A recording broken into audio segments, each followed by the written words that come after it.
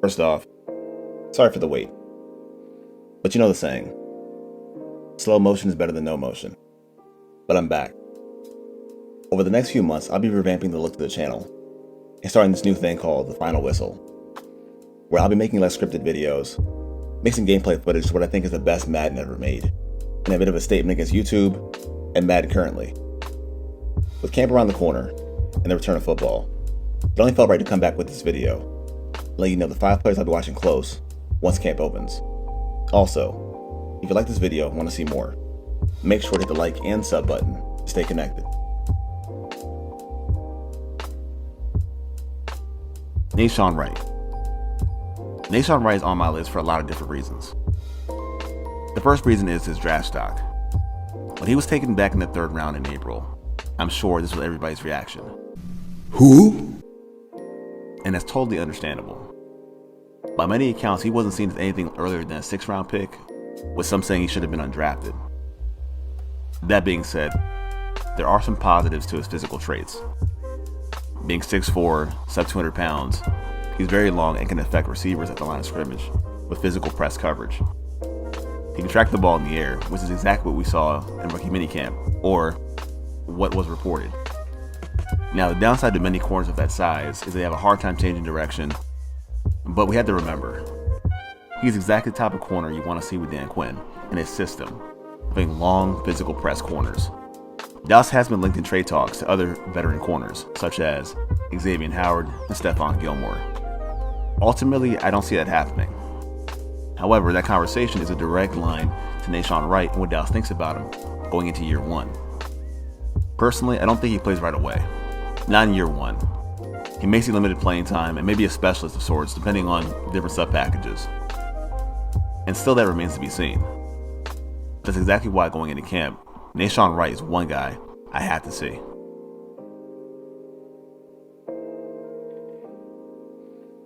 This is probably the only time I've ever teared out loud over a 6th round pick. With Quentin Bohanna, it's warranted. If you saw Cowboys games last year, you knew what the problem was. Dallas can hold up in the middle of the defense, especially at nose tackle. And everything that could have gone wrong definitely did, with injuries to Tristan Hill and a terrible performance from Dontari Poe. The Cowboys had struggles right there in the middle of that D-line from jump. So, Dallas getting Quentin Bohanna in the 6th round is exactly what fans needed to see and wanted to see. The Cowboys' run defense was no secret the worst aspect of the defense. Say whatever you want. It looks like finally the team listened. They heard the fans and understood they had to address the one tech. They had to address the problem area, and they did it. Albeit a 6th round pick, I don't care. It had to be done, and what's done is done. He's big, he's wide, he's got some pop.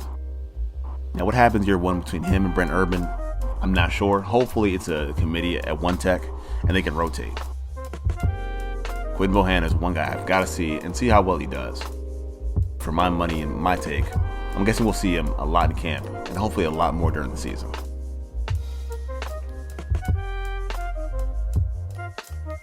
So, I will take credit for taking him in a mock draft. I won't take credit for knowing all the ins and outs about him. Thanks to Twitter post-draft, I was able to kind of understand what role he fits and how he fits into the Dallas defense. For starters, when you see Osa Odighizuwa, the first thing you want to think about is Tyrone Crawford, a player that can play inside and outside, strong enough to play your base end and run packages, also quick enough to play inside as a 3 tech. Which, for Dallas this year, that's a very important piece. Just my opinion.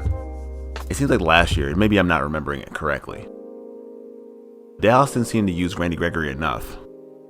Gregory's the type of defensive end that's very quick, agile, and does things that certain guys can't do. I feel like with Dallas, they weren't able to, maybe because of injuries, I'm not sure. They needed somebody who could play twist stunts with Gregory outside, someone mobile and agile enough to move laterally. And early on, if I had to guess, I see that's where Osa Odighizuwa fits in the best. Like I said, he can play in the run as well. That's a spot that I had to see Dallas be more athletic, is that 3 technique spot. Which kind of doesn't bode well for someone like Tristan Hill, coming off an ACL injury. So it's going to be interesting to see how both those guys come in. One, Tristan Hill, the other, the rookie Osa Odighizuwa. Just based on that, and what plan they may have in store for him, is why I definitely have to see what Osa Odighizuwa brings to the table come training camp.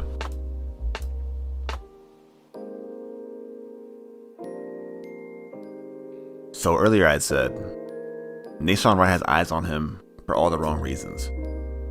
Jabril Cox is actually the opposite, in which he has eyes on him for all the wrong reasons, but for somebody else. We saw the same games last year, and as much as I talked about the defensive line, the same can be said about linebackers, especially Jalen Smith. When it comes to taking a player like Jabril Cox in the 4th round, with his natural talents and upside, it's going to have a lot of people excited to want to see what he can do, due in part by his athletic traits and ability to play the passing lanes and get his hands on the ball. And for all the hype that I have personally to watch Jabril Cox play, I had to give an assist to Dan Rupert on this one, intimating that maybe with Jabril Cox, not only can he play a little bit of linebacker, maybe in a hybrid role, also playing as a safety in some packages, which I'm all for. When you make that much of an investment in linebacker, coupled with Jabril Cox and Micah Parsons, it's easy to imagine what could be, especially given the fact that with Jalen Smith, we're not sure if he can bounce back, and with Leighton Vander Esch, we don't know if he's going to be healthy to be around for the long term. A tall, athletic linebacker that can play passing lanes will have anybody excited. I don't care who you are. And for that, sign me up any day. Jabril Cox is one to watch.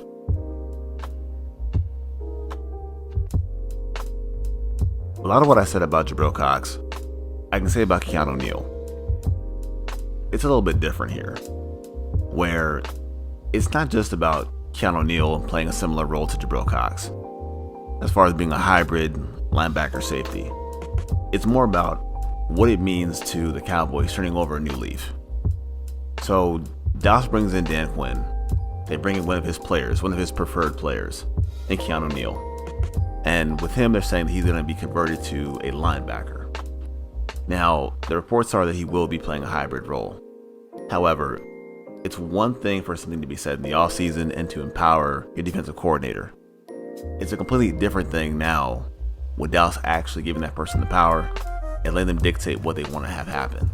For me to see Keanu Neal and what role he plays really has a lot to do with, is the team contrite in saying they want to turn over a new leaf? Are they actually going to allow the coaches to coach, implement their system, and stick to what they said? For some reason, I have it in the back of my mind, they're going to change their minds, change gears, and maybe send Keanu Neal back to safety. That's been a problem area for a long time, and I understand the pairing of Keanu Neal and Donovan Wilson may not be the best fit, but desperation makes you comfortable. So with Keanu Neal, it's to see where he fits in best, where he's going to be utilized, and what the Cowboys' plan of action is, and how they've changed like they said they will, or it will be more of the same. For that reason, the veteran leadership and what it means for Dan Quinn's defense is why I myself, and I'm sure many other fans, want to see what Keanu Neal does as we get to training camp. So what you guys think? Is there anybody I missed? Is there anybody in particular you want to see going into camp? Or any thoughts you have on Hard Knocks? Comment below, and of course, like, share, and subscribe. Thanks for watching.